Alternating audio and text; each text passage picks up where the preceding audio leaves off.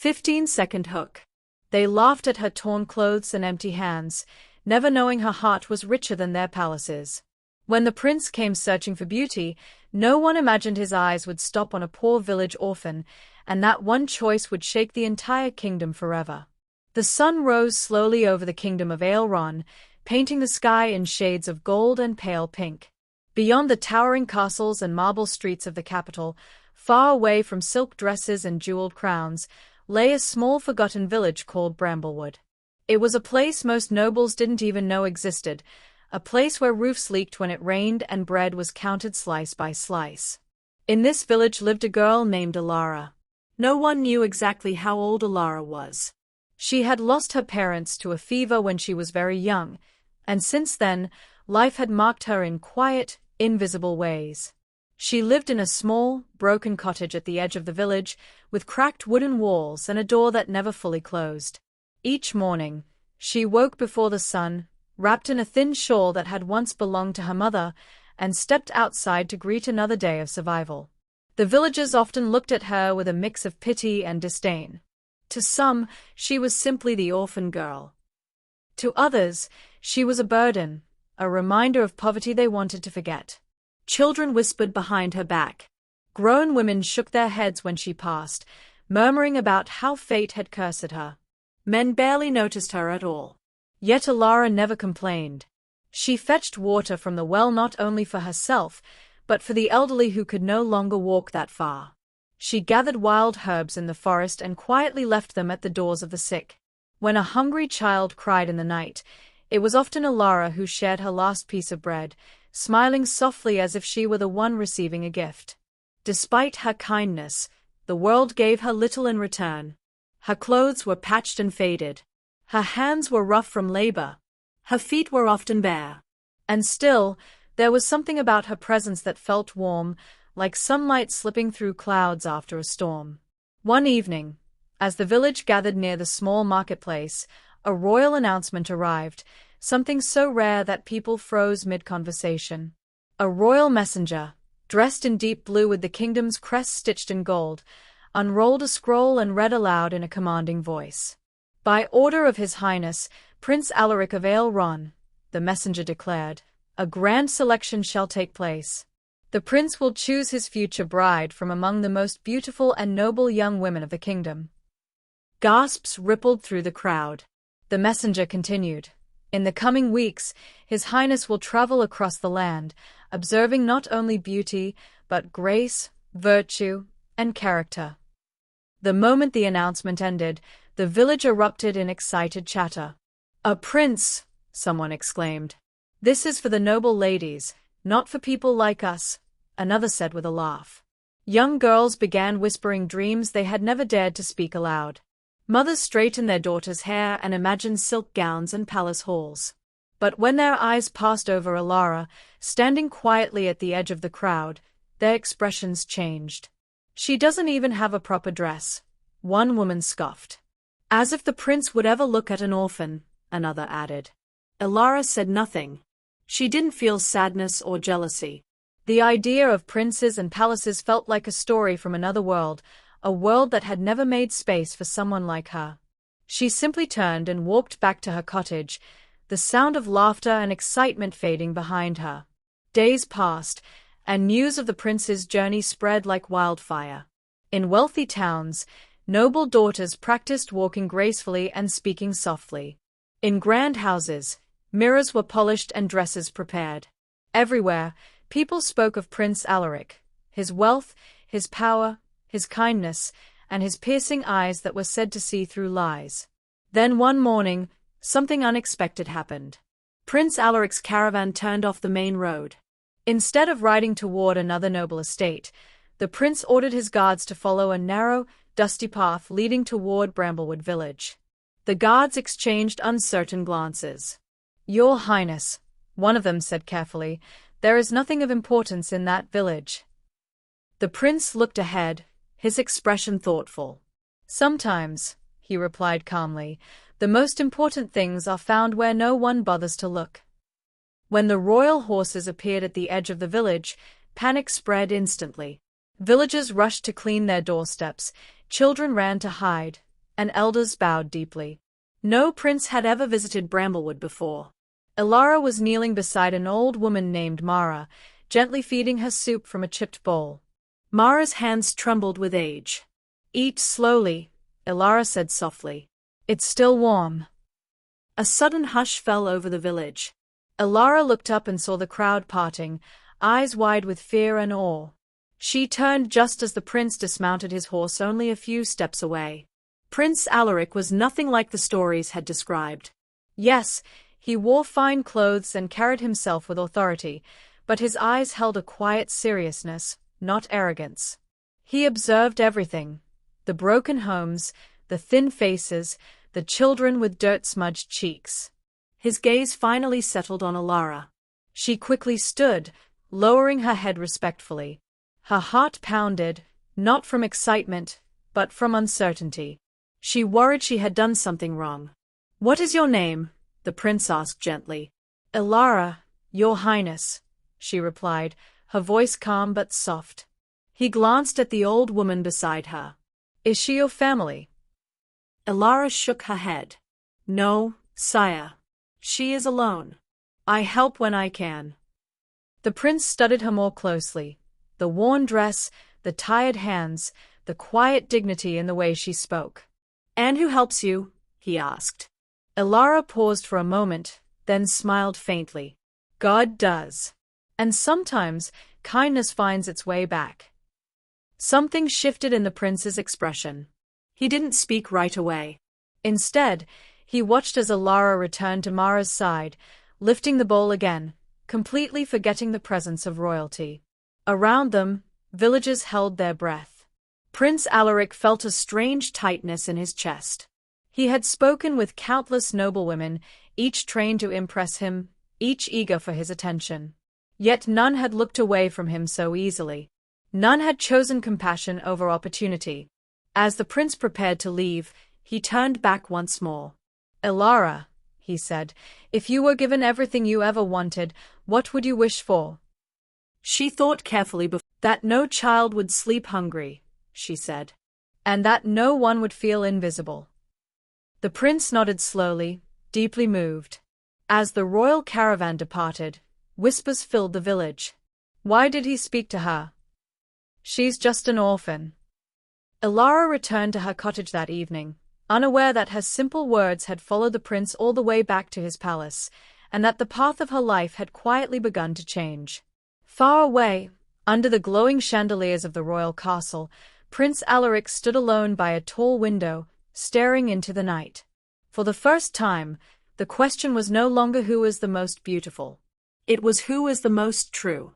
And somewhere in a forgotten village, a poor orphan girl carried a heart that might soon challenge an entire kingdom's beliefs. The days after the prince's visit passed quietly in Bramblewood, but something unseen had shifted. Elara felt it in the way villagers suddenly paused when she walked by, in the way whispers followed her steps like drifting smoke. Some eyes held curiosity now, others suspicion, and a few carried something sharper: envy. "Elara," an old man muttered one morning as she filled her bucket at the well, "what did you say to the prince?" She smiled politely. "Nothing important." But to the people of Bramblewood, nothing felt normal anymore.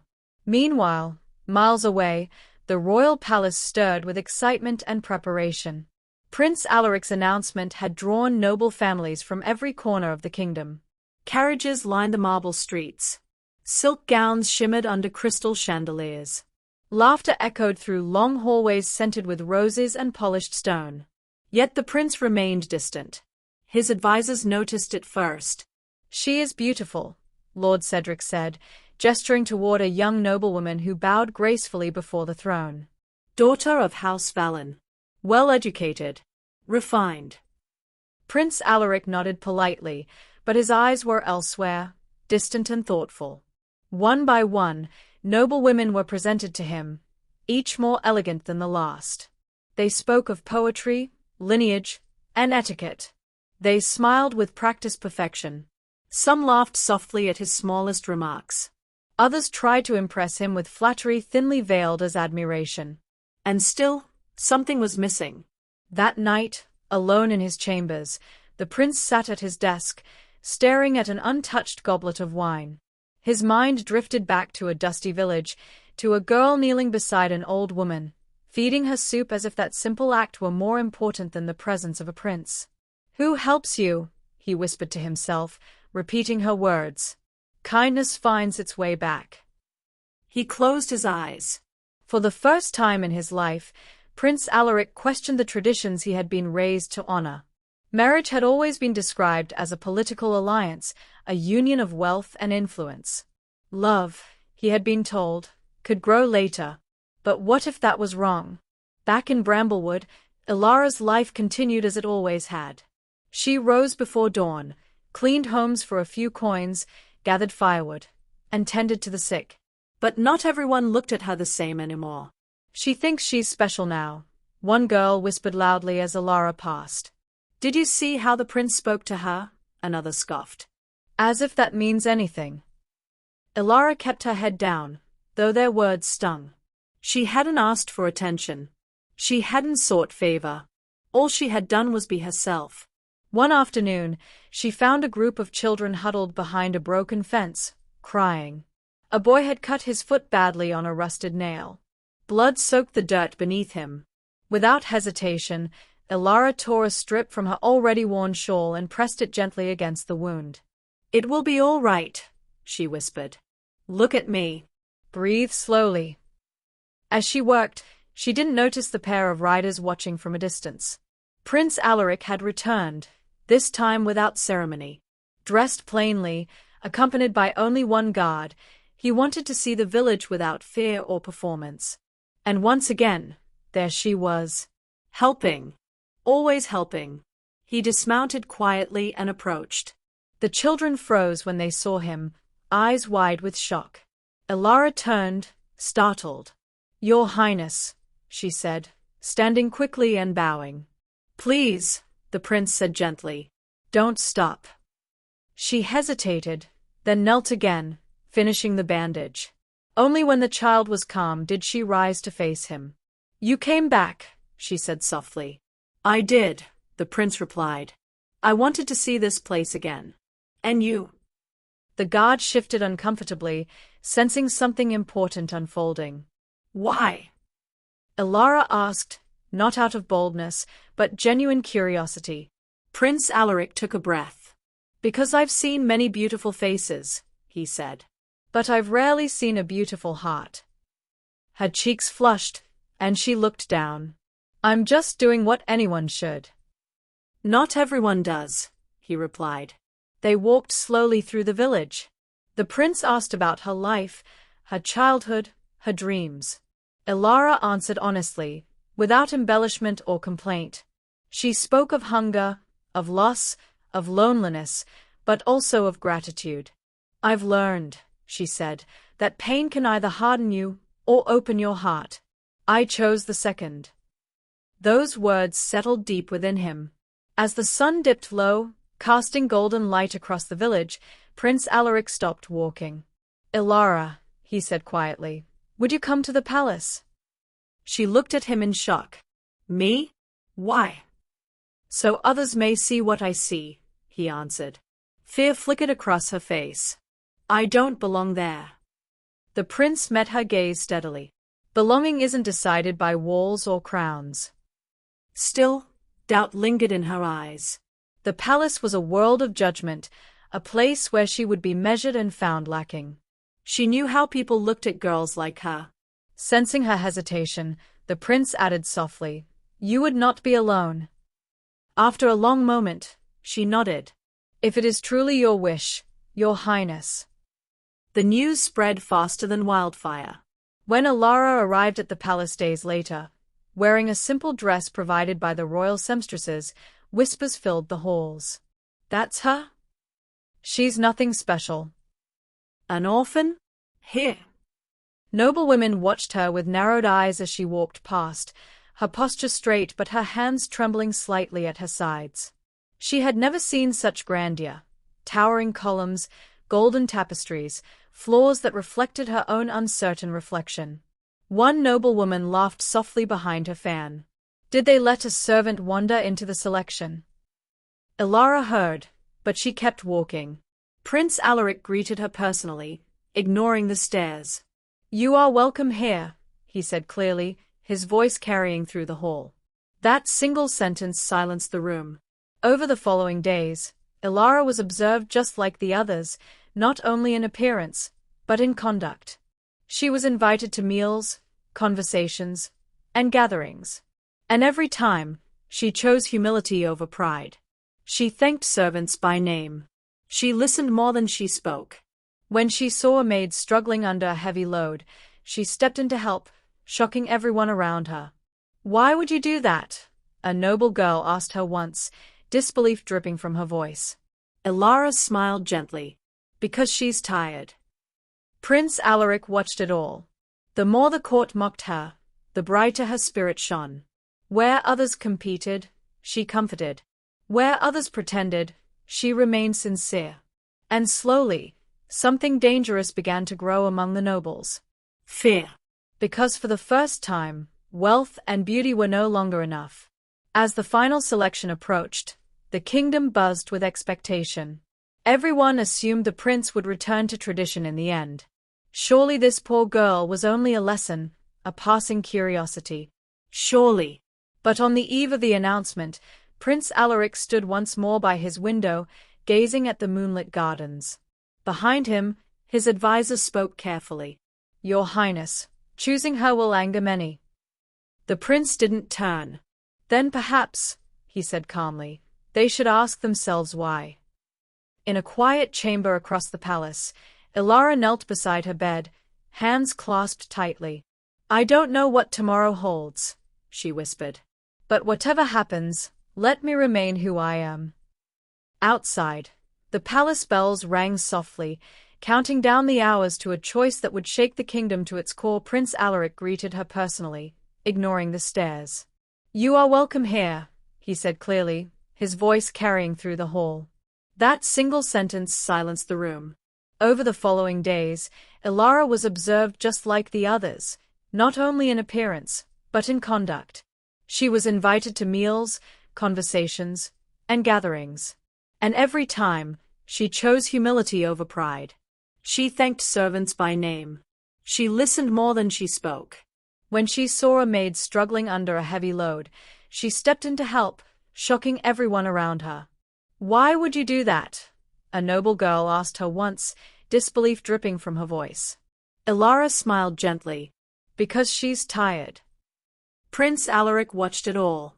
The more the court mocked her, the brighter her spirit shone. Where others competed, she comforted. Where others pretended, she remained sincere. And slowly, something dangerous began to grow among the nobles. Fear. Because for the first time, wealth and beauty were no longer enough. As the final selection approached, the kingdom buzzed with expectation. Everyone assumed the prince would return to tradition in the end. Surely this poor girl was only a lesson, a passing curiosity. Surely. But on the eve of the announcement, Prince Alaric stood once more by his window, gazing at the moonlit gardens. Behind him, his advisor spoke carefully. "Your Highness, choosing her will anger many." The prince didn't turn. "Then perhaps," he said calmly, "they should ask themselves why." In a quiet chamber across the palace, Ilara knelt beside her bed, hands clasped tightly. "I don't know what tomorrow holds," she whispered. "But whatever happens, let me remain who I am."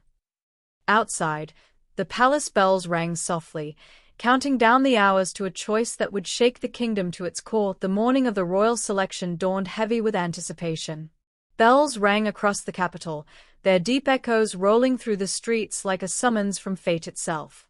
People gathered from every corner of the kingdom, merchants, nobles, servants, and farmers alike, drawn toward the palace as if pulled by an invisible thread. Everyone wanted to witness the moment when Prince Alaric would finally choose his bride. Inside the palace, the air was thick with perfume and nerves. Noblewomen stood before tall mirrors, their gowns flowing in layers of silk and velvet. Jewels glittered at their throats and wrists, each one carefully chosen to reflect status and wealth. Mothers whispered final instructions, reminding their daughters to smile softly, to bow gracefully, to speak only when spoken to. And then there was Alara. She stood alone in a small chamber near the garden, wearing a modest dress of pale blue. It was the simplest garment she had ever worn, yet it felt unbearably fine to her. Her hands trembled as she smoothed the fabric, her reflection in the mirror unfamiliar. She looked like someone from another life, someone who belonged in this place. But deep inside, she felt the same girl from Bramblewood. The orphan. The helper. The one who never expected to be chosen. A gentle knock sounded at the door. "Come in," Ilara said softly. Prince Alaric stepped inside. For a moment, neither of them spoke. Sunlight filtered through the window, illuminating her face in a way that made his breath catch. Not because of her appearance alone, but because of the quiet strength in her eyes, the same strength he had seen in the village. "Are you afraid?" he asked. Ilara nodded honestly. "Yes." He smiled faintly. "So am I." That surprised her. "You're a prince," she said. "What is there to fear?" "Choosing the truth," he replied, "is often more frightening than following tradition." A horn sounded in the distance, calling them to the grand hall. As they walked side by side, Ilara felt the weight of hundreds of eyes waiting beyond the doors. "If this causes trouble for you," she whispered, "I don't want to be the reason." Prince Alaric stopped and looked at her. "You are not trouble," he said firmly. "You are the reason." The doors opened. Gasps filled the hall. The grand chamber was overflowing, nobles in fine attire, foreign dignitaries, royal advisers, and guards standing at attention. At the far end, the throne gleamed beneath towering banners of gold and crimson. The noble women stood in a line, each one perfectly poised. When Ilara took her place among them, whispers spread like wildfire. "She doesn't belong here. This is an insult. Is this some kind of joke?" Ilara lowered her gaze, her heart pounding, but she stood tall. Prince Alaric stepped forward, his voice calm but commanding. "Today," he began, "I choose not only a bride, but a future for this kingdom." He walked slowly along the line, stopping briefly before each woman. He spoke a few polite words, asked simple questions. Most answered with rehearsed grace. Then he stopped in front of Ilara. The room seemed to hold its breath. "Ilara of Bramblewood," he said, loud enough for all to hear. "Tell me, what do you believe makes a kingdom strong?" She swallowed, her voice trembling at first, then steadying. "A kingdom is strong when its people care for one another," she said. "When the powerful protect the weak. When kindness is not seen as weakness, but as duty." Silence followed. Then a murmur, uneasy, uncertain. The prince turned toward the crowd. "You have heard my choice," he said. Shock rippled through the hall as he took Ilara's hand. "I choose her." For a heartbeat, no one reacted. Then chaos erupted. "This is outrageous. A poor orphan. You shame the crown." Lords shouted. Noble women gasped. Some laughed in disbelief. Others looked furious. Ilara felt her knees weaken. She tried to pull her hand away, but the prince held it firmly. "Enough," Prince Alaric said, his voice cutting through the noise like steel. "I will not apologize for choosing a woman of honor." One noble stepped forward, his face red with anger. "Your Highness, this girl has no lineage, no dowry, no training. She will disgrace the throne." The prince met his gaze without flinching. "Then perhaps the throne needs reminding of what dignity truly looks like." That day, the kingdom split in two. Some called Ilara a symbol of hope. Others called her a disgrace. Rumors spread like poison. Lies whispered in corners, accusations woven from envy and fear. Ilara was moved into a secluded wing of the palace for her protection. Servants were ordered to treat her with respect, yet not all obeyed willingly. Some avoided her. Others watched her coldly, waiting for her to fail.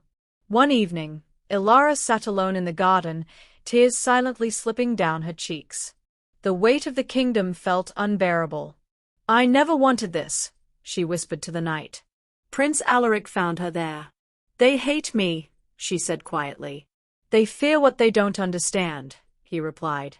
What if they are right? She asked. What if I'm not strong enough? He knelt before her. Strength, he said gently, is not standing unshaken. It is standing anyway. The next days tested her more than hunger ever had. At court, nobles questioned her every word. Some deliberately humiliated her with complex etiquette she had never been taught. At meals, conversations would halt when she spoke. Yet Alara endured. She apologized when she made mistakes. She learned quickly. She listened carefully. And she never stopped being kind. One afternoon, a servant collapsed in the hallway, exhausted and ill. While others stepped aside, Alara rushed to her side, cradling her head and calling for help. That moment was seen by many. Whispers changed tone. She didn't hesitate. She treated a servant like family. Still, opposition remained strong. The king himself summoned Prince Alaric late one night. You risk rebellion, the king warned. The nobles will not accept how easily. Prince Alaric bowed respectfully. Then let them see her worth. As winter approached, a harsh storm struck the capital. Flooding threatened the poorest districts. Panic spread. The nobles stayed within their walls. Alara asked one simple question. Who was helping them? No one answered. So she went herself. Against all expectations, she walked into the flooded streets, organizing aid, comforting the frightened, tending to the sick. When the prince joined her, people watched in disbelief. The poor remembered. The forgotten felt seen. And slowly, quietly, the kingdom began to change. But the greatest test was yet to come. Because love that challenges tradition never goes unpunished without a final trial. The storm left scars across the capital. Streets remained broken, homes stood half-collapsed, and the air carried the smell of damp stone and fear. But among the rubble, something else lingered: stories. Stories of a poor girl who walked through floodwater without concern for her own safety, who held crying children while their parents searched for shelter, who worked until her hands bled without once asking who deserved help and who did not. The people remembered. Not everyone was pleased. In the high halls of the palace, behind closed doors and velvet curtains, resentment festered. Powerful lords gathered in whispers, their voices low and sharp. She's winning them over, one hissed. She's dangerous, another replied. Not because of what she is, but because of what she represents. They feared a world where bloodlines mattered less than character. A world where crowns could be challenged by kindness. And so, a plan was born. It began subtly. Servants were bribed. Rumors were planted. Stories twisted until truth became unrecognizable. Alara noticed the change immediately. Servants who once nodded politely now avoided her gaze.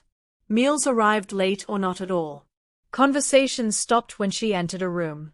Once, she overheard a whisper behind a column. She's manipulating him. Playing the helpless orphan. Her chest tightened, but she kept walking. Prince Alaric sensed it too. Something is wrong, he told her one evening as they walked through the garden. People are being turned against you. Alara forced a smile. I can endure words. I fear it won't stop there, he said. The very next day, the blow came. During a council meeting, a noblewoman stepped forward holding a small velvet pouch. Your Majesty, she said loudly, we discovered this among Alara's belongings. Gasps filled the room as she poured out gold coins, royal coins. She has been stealing, the woman accused. Using pity to gain access to the palace, then taking what does not belong to her. Alara's heart dropped. That's not true, she said, her voice shaking. I've never. Silence, a lord interrupted. Evidence speaks louder than tears. Prince Alaric stood at once. This is a lie, he said sharply. But doubt spread faster than truth ever could. The king ordered Alara confined to her chamber until the matter was investigated. That night, alone behind locked doors, Alara finally broke. Tears soaked her pillow as memories of hunger and loss resurfaced. She had survived being invisible. She had survived being unwanted. But this, being accused of dishonor, cut deeper than any wound. "Why did I believe this could last?" she whispered. The next morning, a guard arrived with grim news. "You are to be sent away," he said. "For the good of the kingdom." Ilara felt strangely calm. When Prince Alaric confronted his father, his voice shook with fury. "You know her," he said. "You know she would never steal." The king looked tired, torn between love for his son and fear of rebellion. "Truth is fragile," he replied. "And the kingdom is watching." Ilara was given a choice. Leave quietly, preserving the prince's rule. Or stay, and risk tearing the kingdom apart. She chose sacrifice. That night, before dawn, Ilara wrote a single letter. "My heart was never meant for crowns. If my absence brings peace, let it be so. Do not search for me." She left the palace as she had entered the world, alone. Prince Alaric found the letter too late. When he realized she was gone, something inside him shattered.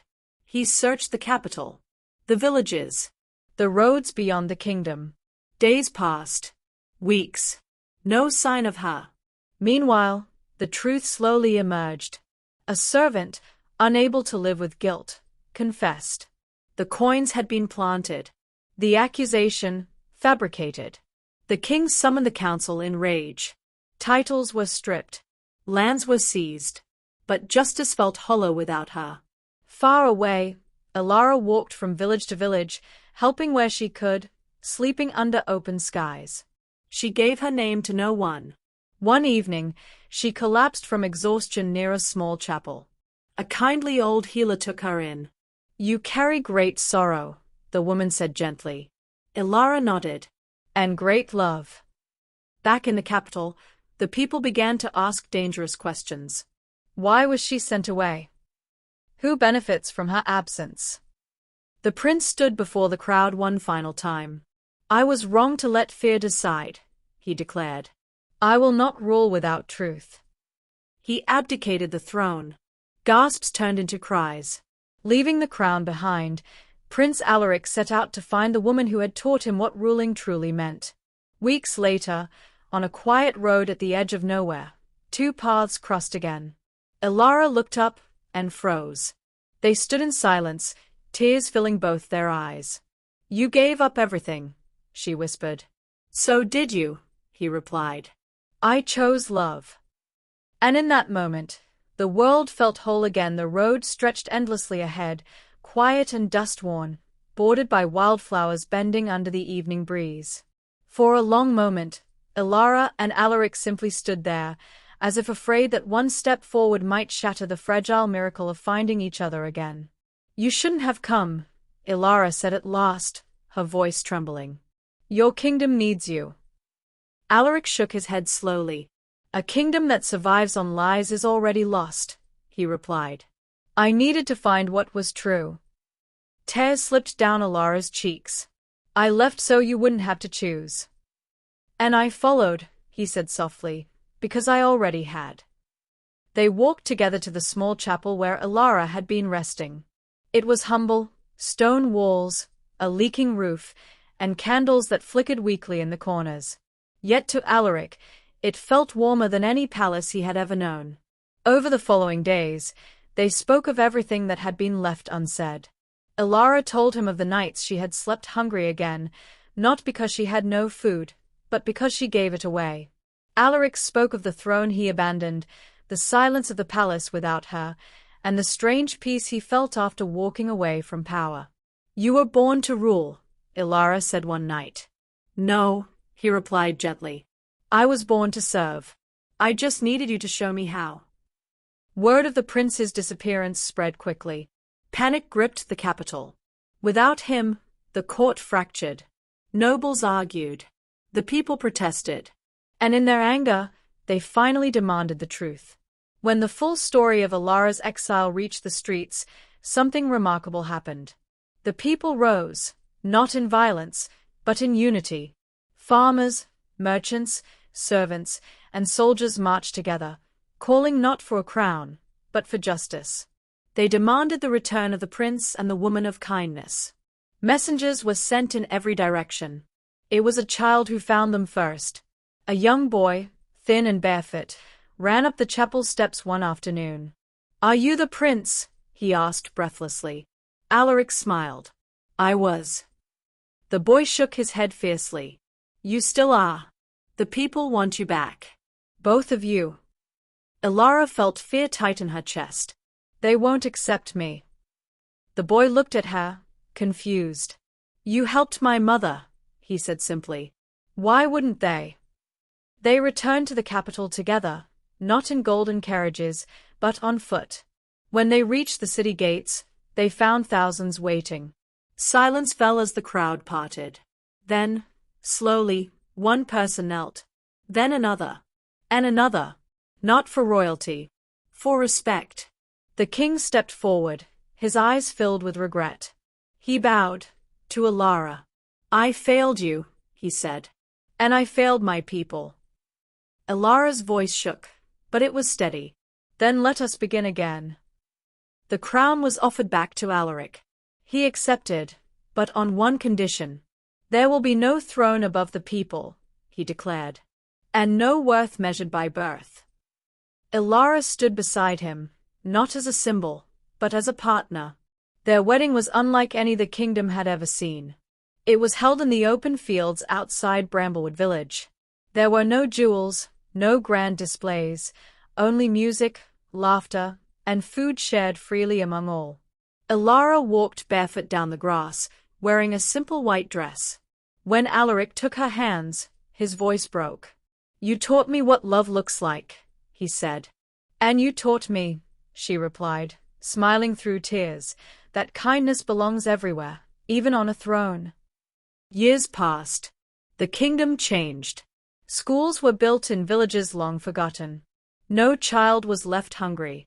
Servants spoke without fear. And whenever Ilara walked among the people, she was greeted not with bows, but with gratitude. One evening, as the sun set over Bramblewood, Ilara stood beside Alaric, watching children play. "Do you ever miss the palace?" she asked. He smiled. "Only to remember how far we've come." Ilara rested her head on his shoulder. She was no longer the invisible orphan. She was not defined by poverty or a crown. She was defined by her heart. And the kingdom knew, at last, that true royalty is not born, it is revealed. And so, a poor village orphan who was once ignored by the world became the heartbeat of an entire kingdom. Not because she wore a crown, but because she never stopped being kind when the world gave her every reason to harden her heart. This story reminds us that true beauty is not found in wealth, status, or power, but in the courage to love, to sacrifice, and to stand for what is right. If this story touched your heart, don't forget to like, share, and subscribe, because sometimes the greatest royalty is the goodness we choose every single day.